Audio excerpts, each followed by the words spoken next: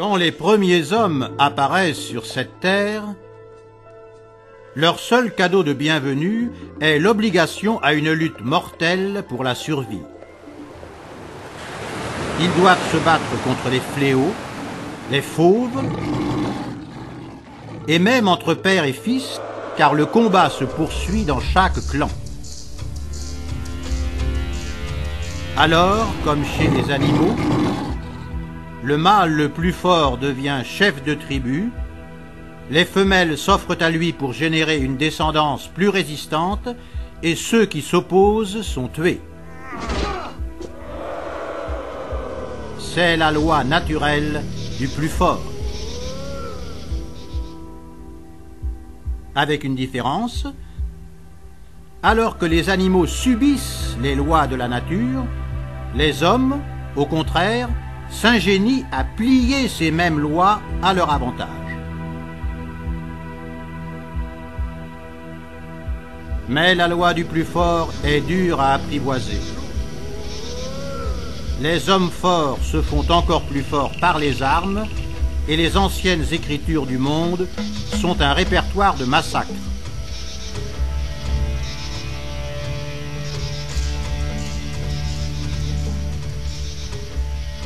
La vie n'a aucune valeur pendant des millénaires, mais la pensée humaine collective aboutit enfin au premier acte d'équité.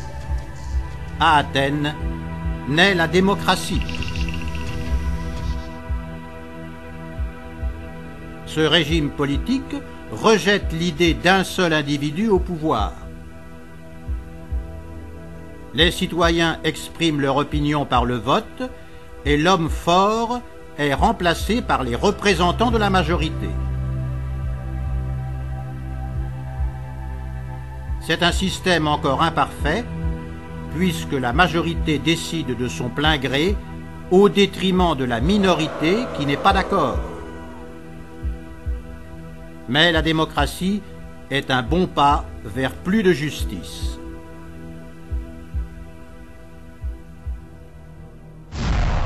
Tout change lors des guerres sanglantes entre Athènes et Sparte. La démocratie recule alors et la loi du plus fort s'impose de nouveau.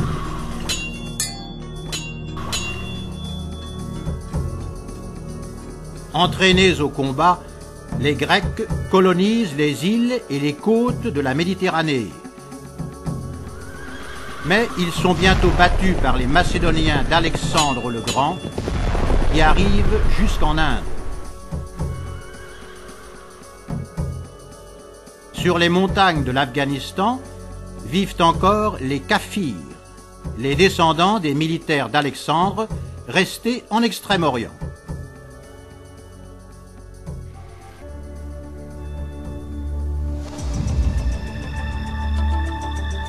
Après les Macédoniens, les Romains sont les nouveaux champions de la loi du plus fort. Ils soumettent l'Europe, le Maghreb et le Moyen-Orient, formant l'empire le plus fameux de l'histoire.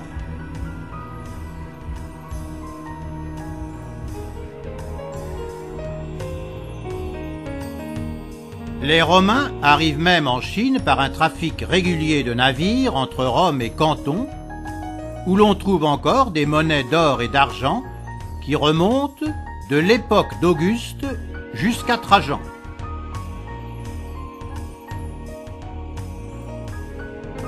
C'est l'empereur Néron qui ouvre la fameuse route de la soie. Par cette route, Rome exporte en Asie l'alphabet, le verre, la clepsydre, le raisin, les parfums et les pierres précieuses de la Baltique et de la Méditerranée.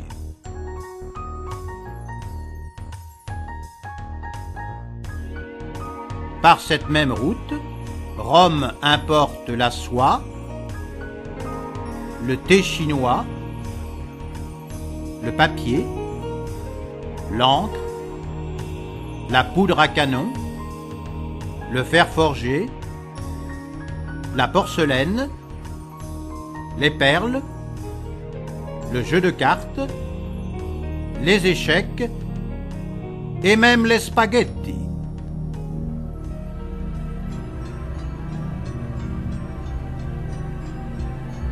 Si les Romains sont gagnants par les armes, de gros problèmes de vie civile apparaissent. Les différents cultes des peuples soumis causent incompréhension et violence, car chacun veut imposer sa foi. Alors, pour mettre de l'ordre, l'empereur romain Constantin décide que l'empire doit embrasser une seule religion. Déclarant hérétiques tous les cultes sauf le christianisme, Constantin se met d'accord avec le pape Sylvestre et se nomme chef de l'Église chrétienne, centralisant le pouvoir politique et spirituel sur la seule figure de l'empereur romain.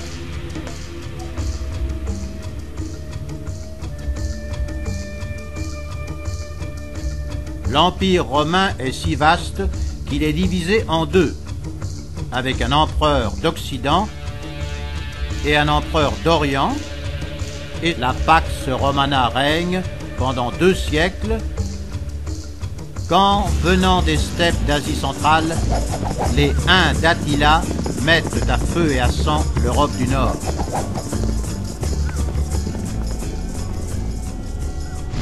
Les peuples germains s'échappent alors en masse et pénètrent dans l'Empire romain d'Occident, pillant tout sur leur passage. Cela favorise la rébellion des troupes germaniques enrôlées dans l'armée romaine, qui dépose l'empereur romain d'Occident et saccage Rome, centre religieux de l'Empire. C'est le chaos. Les barbares triomphent. Rome, pourtant, n'a aucune intention d'abandonner sa suprématie. Elle a perdu le pouvoir militaire, mais détient encore le pouvoir spirituel. Un pouvoir si puissant que le roi des Germains francs, Clovis, abjure le paganisme et s'agenouille face à Saint Rémy pour se faire baptiser chrétien.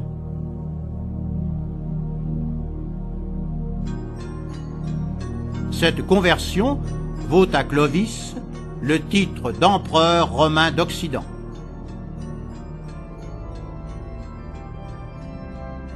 Le roi franc Charlemagne, le grand maître de l'Europe, s'agenouille lui aussi face au pape pour se faire couronner empereur comme les Romains.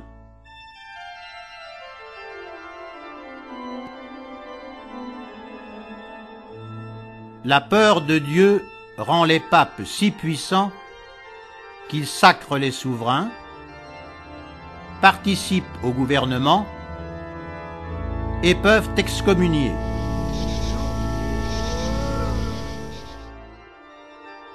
C'est la loi du mentalement plus fort. Mais un problème inattendu se pose. Les peuples européens, maintenant devenus chrétiens, refusent la violence. Suivant la parole du Christ, certains se font martyriser plutôt que de rejoindre l'armée et de tuer les ennemis. Cela inquiète les souverains européens, toujours en quête de soldats pour leur guerre. Ils font donc appel au pape Urbain II afin qu'il trouve une solution. Alors, sous prétexte de chasser les Sarrasins de Jérusalem, Urbain II inspire les croisades et au cri de « Dieu le veut », il justifie la guerre.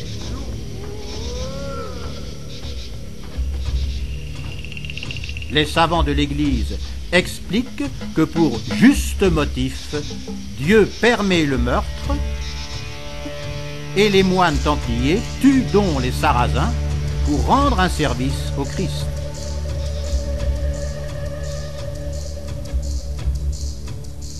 Cette adversité vis-à-vis des musulmans remonte à plus de 3 siècles parce qu'ils ont occupé la péninsule ibérique.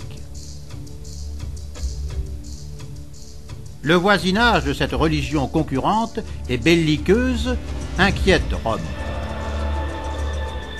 Elle sacre alors empereur du Saint-Empire romain germanique le très puissant roi de Germanie, Othon Ier, qui s'agenouille lui aussi face au pape, jurant sa protection à l'Église.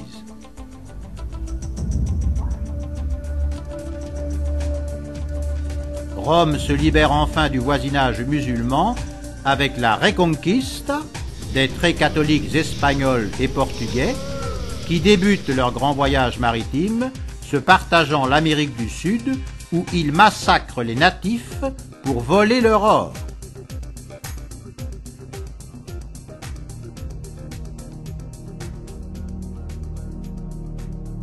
Les Français aussi sont un peuple européen très puissant, possédant des colonies en Asie, en Afrique et aux Amériques.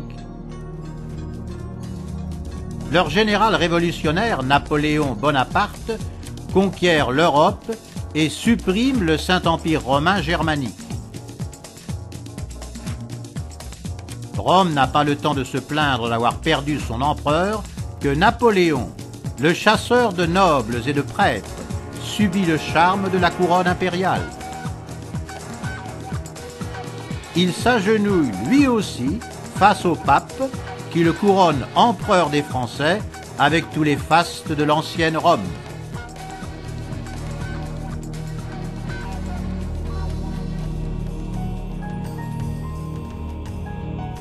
Les Anglais, par contre, n'acceptent pas le pape de Rome. Ils sont chrétiens anglicans, très riches et puissants. Inventeurs de la bourse et de l'industrie, ils colonisent l'Asie, l'Afrique, l'Australie et l'Amérique du Nord en exterminant les natifs.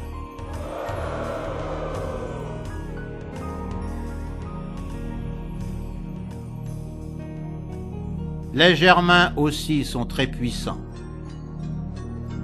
Ils ont occupé l'Europe au VIe siècle et en effaçant les Ibères, les Celtes et les Bretons, ils ont donné naissance aux peuples européens actuels. Les Français descendent des Germains francs, les Anglais des Germains angles, les Espagnols des Germains visigoths, les Italiens des Ostrogoths, les Suédois des Germains vikings, et ainsi de suite. Sur la terre native des Germains, les Allemands, à eux seuls, effrayent le monde entier lors de la dernière guerre mondiale.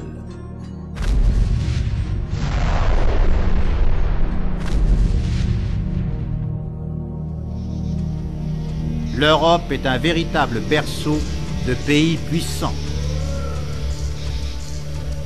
Ils exercent la loi du plus fort depuis 3000 ans et s'arment toujours, même en temps de paix, car l'histoire enseigne qu'il est plus sûr d'être craint que d'être aimé.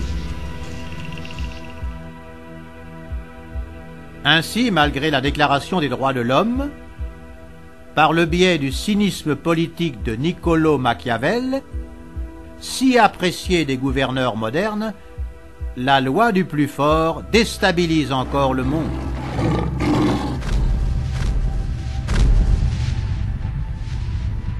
Personne n'est en sûreté. Malgré sa force de dissuasion, l'Europe aussi est guettée. N'osant pas la soumettre par les armes, des pays d'autres continents déplacent le conflit au niveau économique.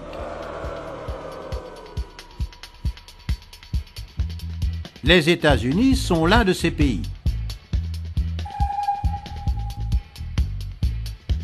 Jadis terre des Amérindiens, puis colonie anglaise peuplée de migrants européens et d'esclaves africains, la colonie anglaise se rebelle contre la Grande-Bretagne et proclame la République des États-Unis. La rébellion est financée par des nobles anglais qui souhaitent rétablir l'empire aristocratique perdu en Europe et le transformer en empire financier aux États-Unis.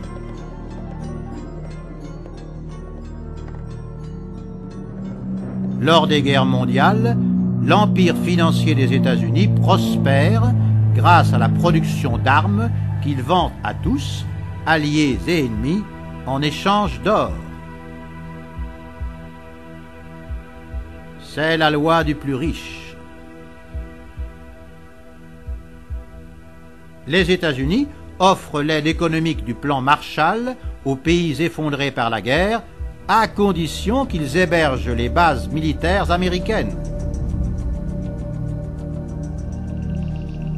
Devenu ainsi la plus forte puissance militaire de la planète, il constitue alors l'ONU et l'OTAN pour intervenir militairement dans les différends et achève leur contrôle du monde.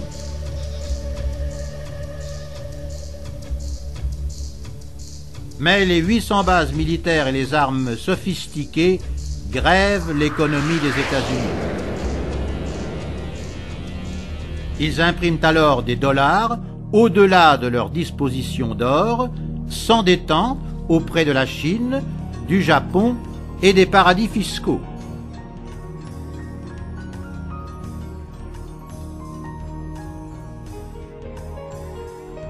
Le dollar est la monnaie la plus utilisée au monde, mais elle est confrontée à la livre anglaise, au franc français, aux marques allemands et aux monnaies d'Asie, d'Amérique latine et d'Afrique. Ces monnaies sont un danger pour les États-Unis. Ils agressent alors les pays riches d'Amérique latine, d'Asie, du Moyen-Orient et d'Afrique pour étouffer leur économie.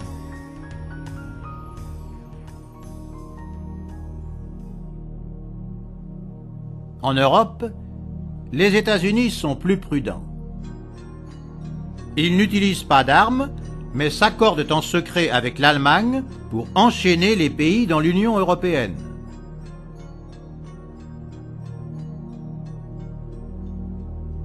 L'euro étant basé sur son marque, l'Allemagne touche sa récompense et s'enrichit au détriment des autres pays membres de l'Union.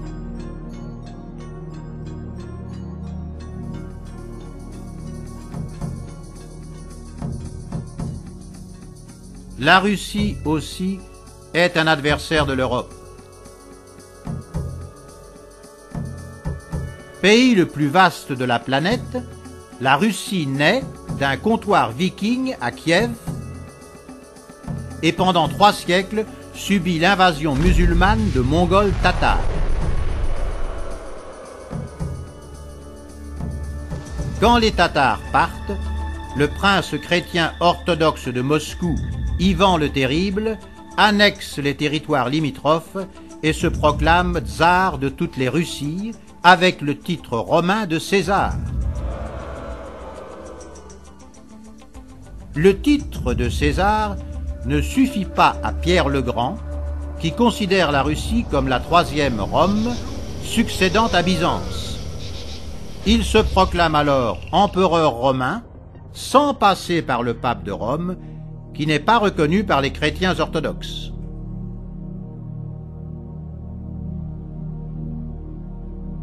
L'Empire romain russe s'accroît en puissance, et cela ne convient pas à l'Allemagne et aux États-Unis, qui financent donc la révolution des bolcheviks de Lénine. L'empereur abdique et Lénine instaure la dictature communiste.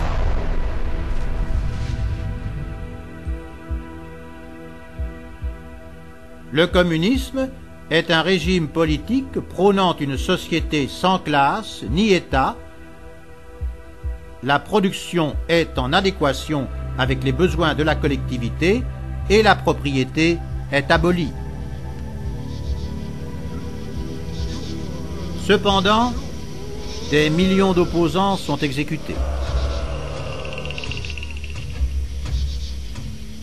Dans un nouvel élan impérialiste, la Russie communiste forme l'Union soviétique, soumet les pays de l'Est de l'Europe, installe des missiles nucléaires à Cuba et envahit la Somalie et l'Afghanistan. Mais sa dépense militaire est insoutenable. L'Union soviétique s'effondre et par la perestroïka, la reconstruction, et la glasnost, la transparence, la Russie tourne la page et rend l'indépendance aux pays soumis.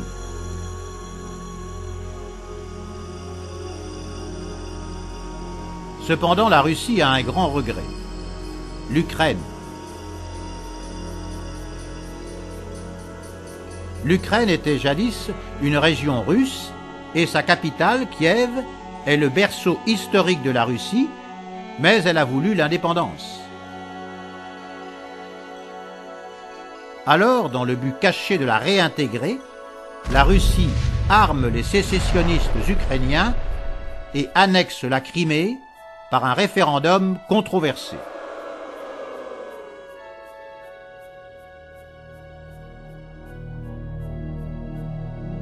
La Russie est aussi un grand État tampon entre l'Europe et la Chine communiste, qui, avec son 1,5 milliard d'habitants, est l'adversaire futur du monde entier. Le président chinois s'est élu à vie et ambitionne de prendre la place des États-Unis pour le contrôle du monde.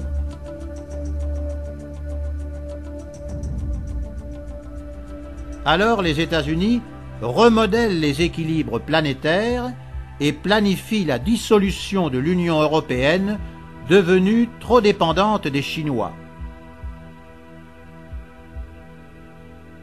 Cette dissolution conviendrait à la Russie, qui cligne de l'œil aux petits pays européens, prête à les engloutir s'ils deviennent orphelins.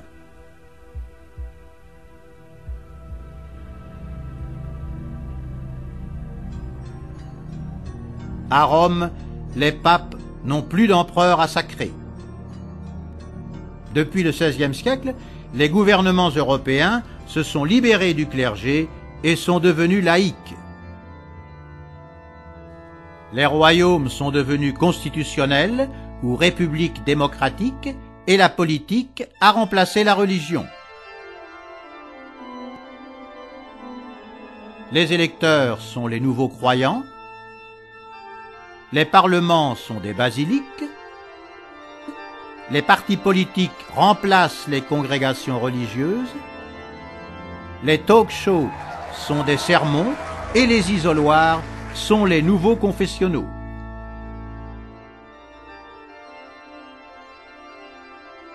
Quant à l'Empire romain, il s'est transformé en Église catholique et garde son hégémonie sur plus d'1 milliard de fidèles.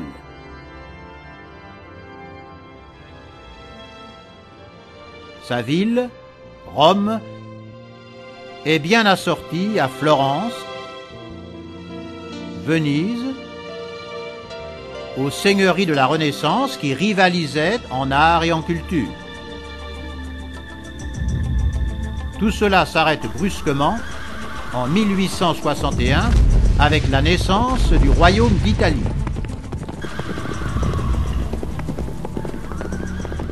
Les Piémontais, financés par le Royaume-Uni, attaquent sans préavis les États italiens et annexent la péninsule italique. Le pape Pie IX excommunie le roi piémontais, mais ne peut empêcher que le Saint-Siège soit réduit à une enclave dans la ville de Rome. Les Piémontais ravagent le sud de l'Italie, les patriotes sont appelés brigands et sont exécutés, les banques du royaume des deux Siciles sont dépouillées et la Sicile est livrée à elle-même.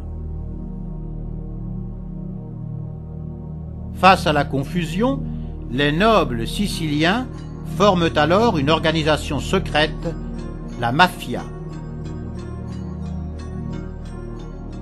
Dirigée par des hommes d'honneur, la mafia a la mission de rétablir l'ordre en Sicile, Sicile négligée par l'État italien même lors de la dernière guerre mondiale. Cela convient aux États-Unis qui cherchent un lieu sans défense où débarquer leurs troupes. Ils demandent alors à la mafia son consentement pour débarquer en Sicile sans trop de bruit. En échange, ils offrent beaucoup d'argent, des postes dans le futur gouvernement italien et des facilités aux États-Unis. C'est une offre qui ne peut se refuser. La mafia accepte et les fascistes sont renversés, mais la nouvelle génération de mafieux, éblouis par le pouvoir politique, se plonge dans le crime organisé. Se tortillant comme les tentacules d'une pieuvre, la nouvelle mafia s'enrichit dans les travaux publics et privés, impose un pourcentage aux entrepreneurs et tue sans délai les opposants, les délateurs et leurs familles. C'est la loi du plus cruel.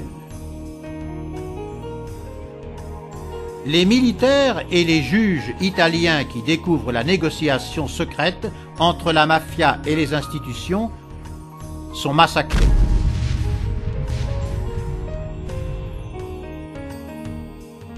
C'est la guerre entre la Sicile et l'État italien. Une guerre qui se termine quand la mafia forme un parti politique à elle. En apparence, c'est un parti de droite, mais dans les coulisses, avec tant d'argent illégal à blanchir, la mafia corrompt tout le monde.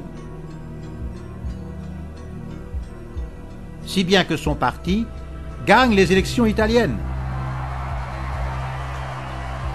Mais le chef du parti est un homme si amoral que les grands de la terre, indignés, l'obligent financièrement à s'éclipser au plus vite de la scène politique italienne. C'est un coup d'État démocratique. Sans revenir au vote, des financiers non élus s'installent au gouvernement italien, vendent les meilleures entreprises et favorisent les spéculations financières.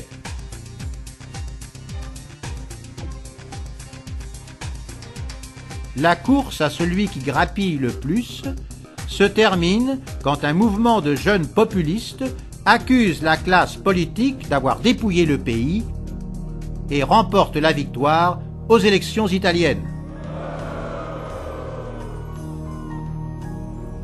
Ce mouvement pratique la démocratie participative assistée par Internet.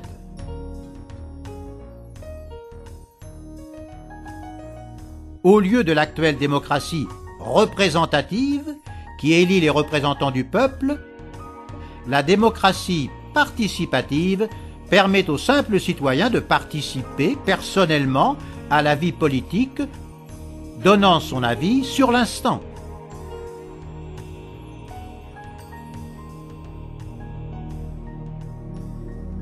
Jamais dans l'histoire de l'humanité, un individu n'a pu exprimer son point de vue au monde entier, laissant des traces indélébiles.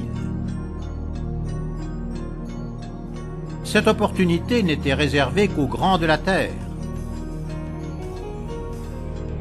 Hammurabi, le roi de Babylone, fit traduire son code dans toutes les langues connues afin qu'il soit lu partout dans son empire, mais ne pouvait ni être lu, ni interagir dans le monde entier.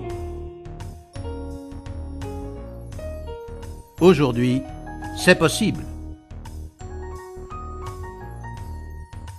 Internet favorise la meilleure des démocraties possibles en temps de paix.